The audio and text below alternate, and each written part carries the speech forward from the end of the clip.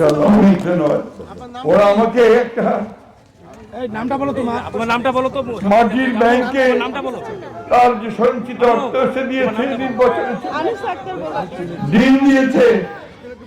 আল্লাহ আমাদের সকলকে কবুল করেন, আর এই মেয়েটার সেই আকুতিকে কবুল করেন, আর আমাদের মামুন সহ আমাদের চারজন শহীদ আল্লাহ তাআলা তাদেরকে যেন শাহাদাত দান করেন।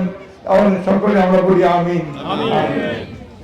পক্ষ থেকে স্যারকে আমার জমানো কিছু টাকা এবং বাড়ির কিছু মুরগির ডিম ওনাকে দিচ্ছি। আর আমি আপনাদেরকে কিছু বলতে চাই, এর আগের নির্বাচনে আমরা যেমন জীবন প্রাণ দিয়ে ধানের শীষ মার্কাকে জয়যুক্ত করার জন্য অনেক চেষ্টা করেছিলাম, এমনকি আমি নিজে বাক্স আটকাই দিয়েছিলাম যে আমি নিজে ভোট দিতে পারিনি।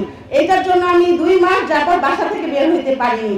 কিন্তু এবারও আমরা চাবো যে মা বোন চাচা চাচিদেরকে সকলকেই আমি বলবো, এই ধানের শীষটা যে আছে 12 তারিখ পর্যন্ত আমরা সকলেই পাহারা দিব, বাক্স পাহারা দিব।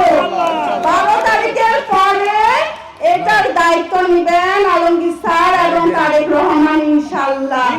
অবশ্যই আপনারা সকলে এই ধানের শীষটাকে, এই মূল্যবান ভোটটাকে কেউ নষ্ট করবেন না ইনশাআল্লাহ।